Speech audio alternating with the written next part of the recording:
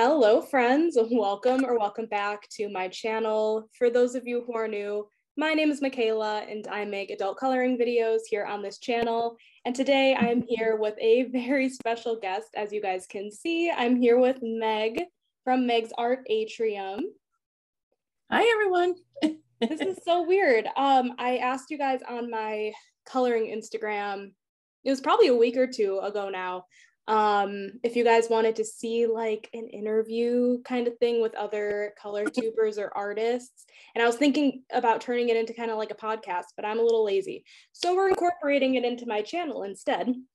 So we have the first episode. I don't even know what this is going to be called. We'll figure it out.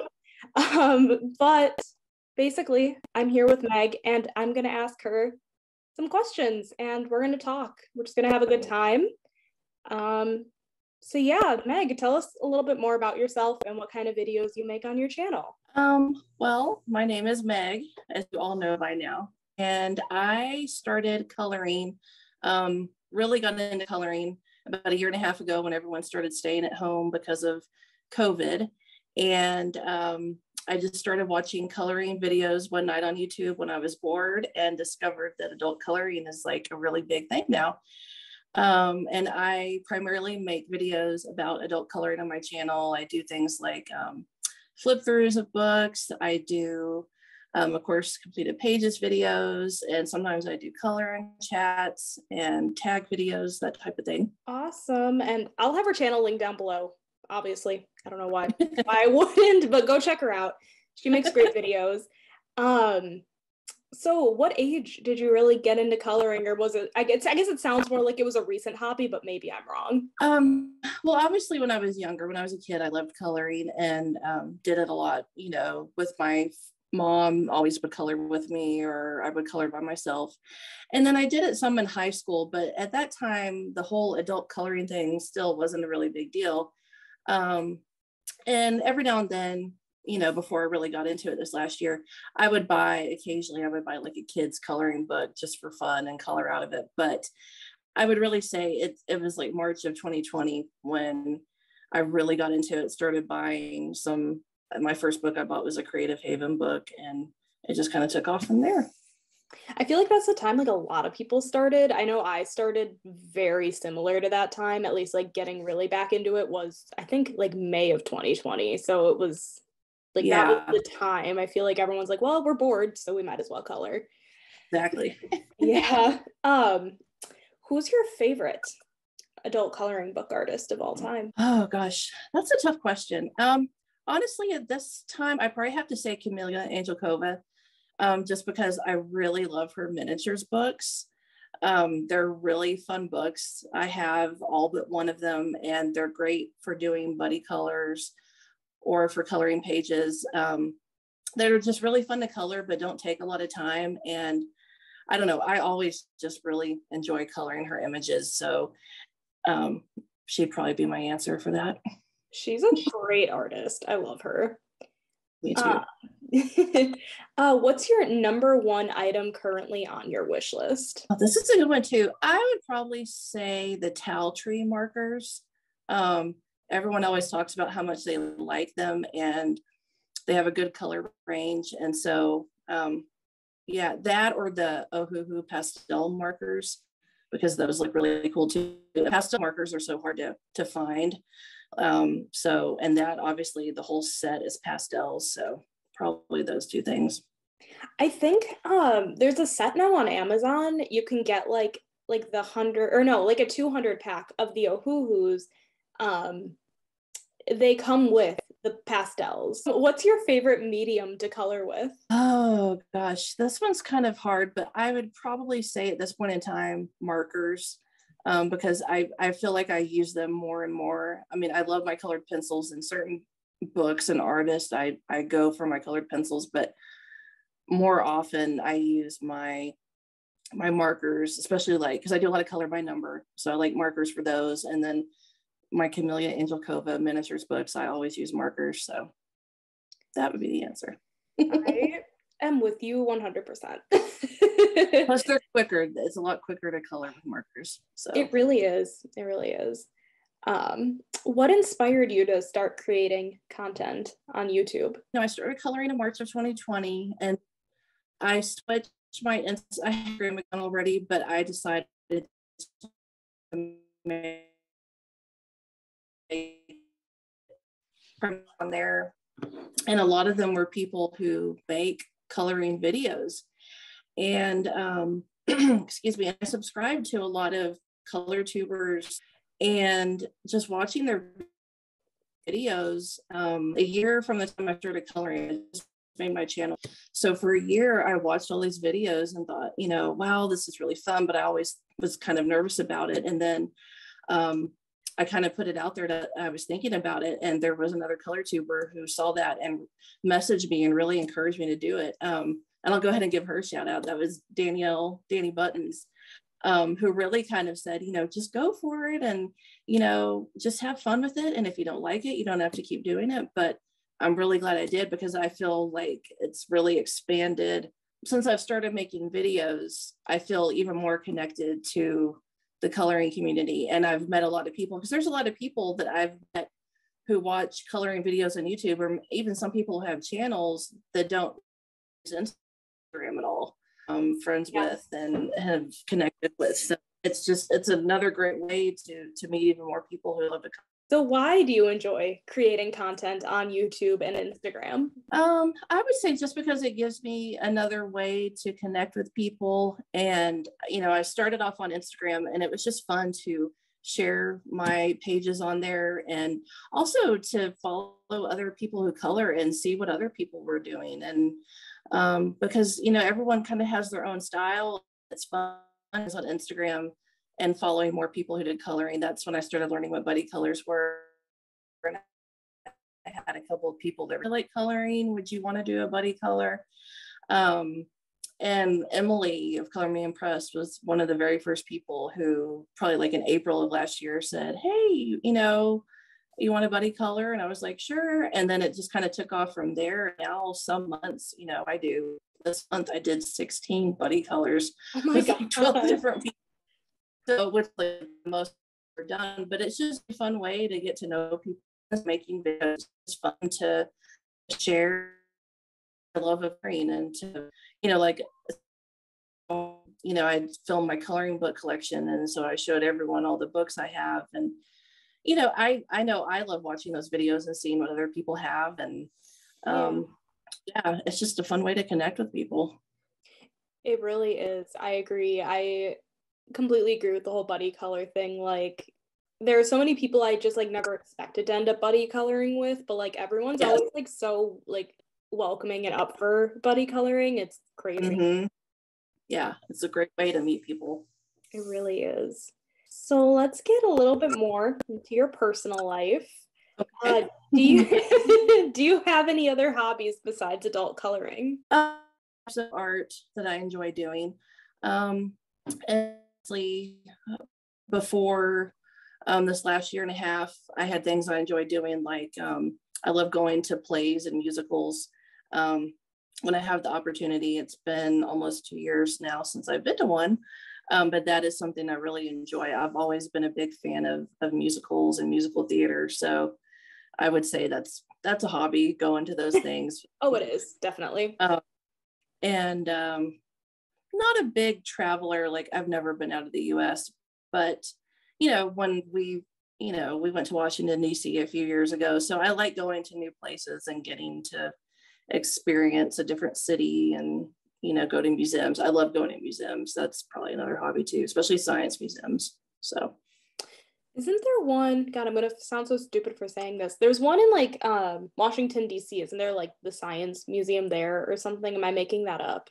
There's all these big Smithsonian museums. Maybe that's what I'm thinking of. Yeah, the Smithsonian Museum of Natural History, and the American History Museum, and the Air and Space Museum, which that's probably my favorite, the Air and Space Museum, because I grew up in the Houston area, right, really close to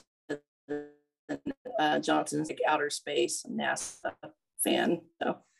Oh, nice. Yeah.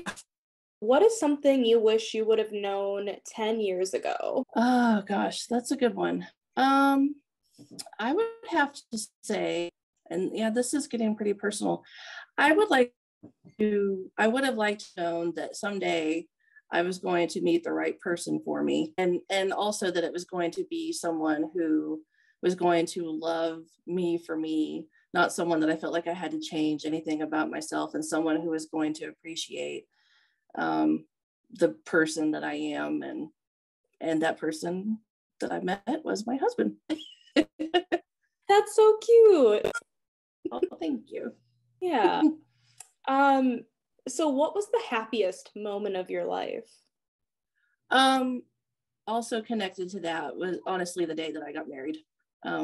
We got married in 2015, and it really was the happiest day. It was a very small wedding, but it was really sweet and special, and by far the happiest day. Oh, that's super sweet. And you seem happy. That's great. Thank you. Yeah. If you could interview anyone from your life, living or dead, but not a celebrity, who would it be and why? But I was a year and a half when she passed away, so I don't remember her, but I've heard a lot of stories about her from my dad and obviously from my grandfather when he was still alive. And she just had a really interesting life. She traveled a lot with my great grandfather when they were younger. When she was a little girl, she and her family, I forget where they came from, but they moved to Texas, and they literally journeyed from wherever they were to Texas in a covered wagon. So yeah, just really interesting life. And, you know, I've always heard just what a sweet, wonderful person she was. And so I wish, that I could talk with her and, hear the stories about her life from her. And I just think she'd be an amazing person to talk to if I could. This is gonna sound terrible. It cut off right as you said who it was, but I heard the rest of the story. Who exactly? It was my great grandmother. Okay. My grandfather's mother. Yeah. Gotcha. See, like it cut off when you were saying like the name. And I'm like, God. Oh no, I hear the rest of the story, but the name. Thank you. Got it. That makes sense. I won't make you repeat the whole story. Okay, so let's talk a little bit about your art hobby. What other kind of art things do you enjoy doing besides coloring? I'd say the primary one is painting. Before I really got back into coloring and doing adult coloring, I started painting. And, I don't try to do anything special or whatever with it. It was mostly, I did it to help me honestly with my mental health. Like a lot of people that color, I have struggled at different times of my life with my mental health. And it was recommended to me that painting could be a really good thing with that. And so I literally just went to Michael's one night and bought some inexpensive canvases and some paint and brushes and started painting, and found that I really liked it, and it was really relaxing for me. And so I kept doing it. I don't do it as much now as I did. I've really gotten so much into coloring that I've kind of put painting off to the side, but I really want to get back into it. And then I also a little bit I'm not really great at drawing, but I have like little doodles that I like to draw. I have a couple sketchbooks, and, if I really feel like drawing, I'll put out, and I like to draw like little owls and, just like little flowers and things like that. Yeah, but definitely painting is probably my other big one besides coloring. Are you like a abstract kind of person, or like a realistic? Abstract. Okay. Yeah. And sometimes, I'll just take like 2 or 3 colors and, put them directly on the canvas and just get like a big brush and just kind of mix them together and just make, kind of, sometimes they end up looking like a sky, like a sunset or something, depending on the colors.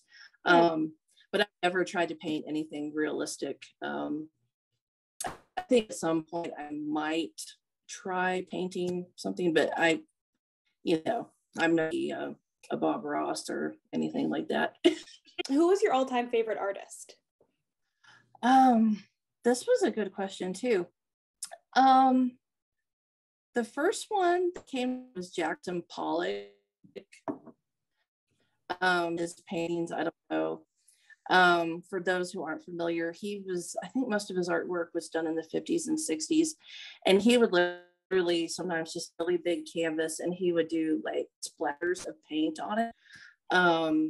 And to some people they might be like, oh my gosh, that's so crazy. But I've had the privilege of seeing some of his paintings in person at art museums, and they're incredible, especially because, I mean, he would do just like huge canvases.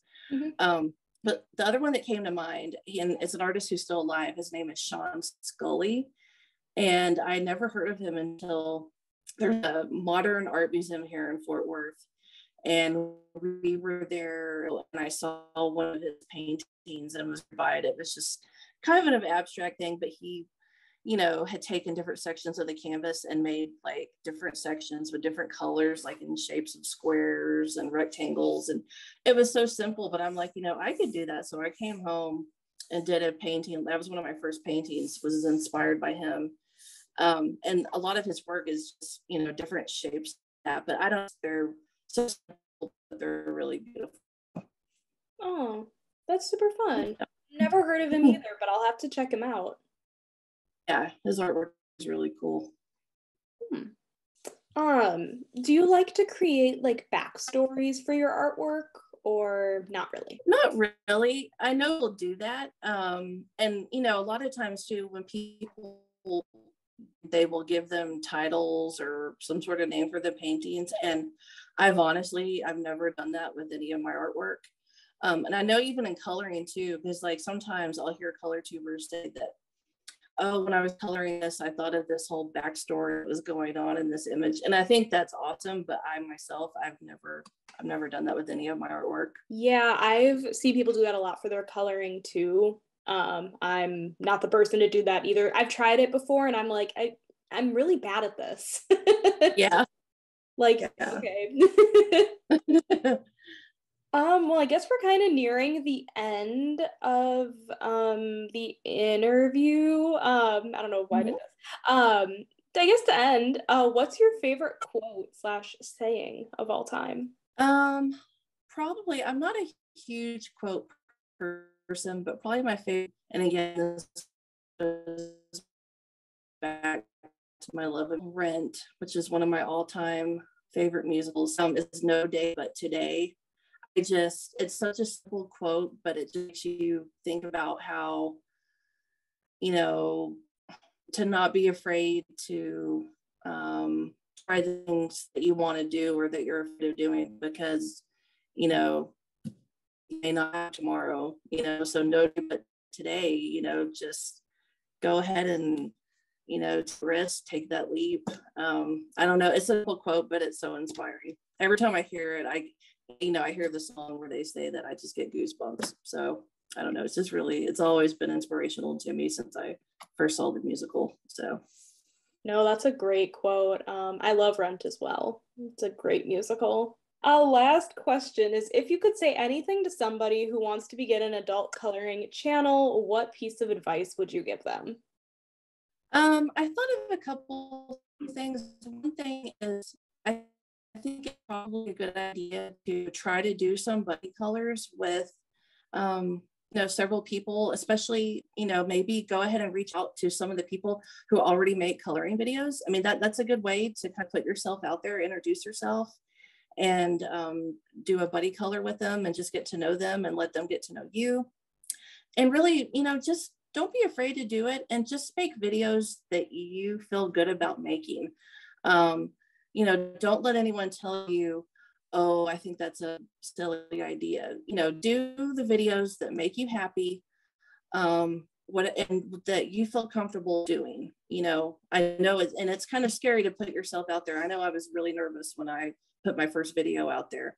But you just kind of got to do it, put yourself out there. But then I think you will find, like most of us have, that slowly but surely, people will subscribe to your channel and come and watch your videos. And, that's why it's important to connect with other color tubers, because if you do that through buddy colors or what have you, that's another way for more and more people to find your channel and come over and,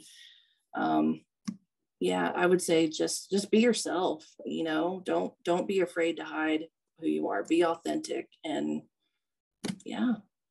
I think that's great advice, especially to do what you make what you want to do, kind of. Don't let anyone tell you that you can't do it because you're allowed. Yep. But yeah, I think that's it for this video today. I hope you guys enjoyed it. I hope you guys like this kind of video. Let me know in the comments if you guys want to see more of these. I'm thinking a couple times a month could be kind of fun to do something like this. But if you enjoyed it, make sure to give it a thumbs up, hit that subscribe button down below, and go subscribe to Meg right now. Thank you. And I will see you guys in my next video. Bye, guys.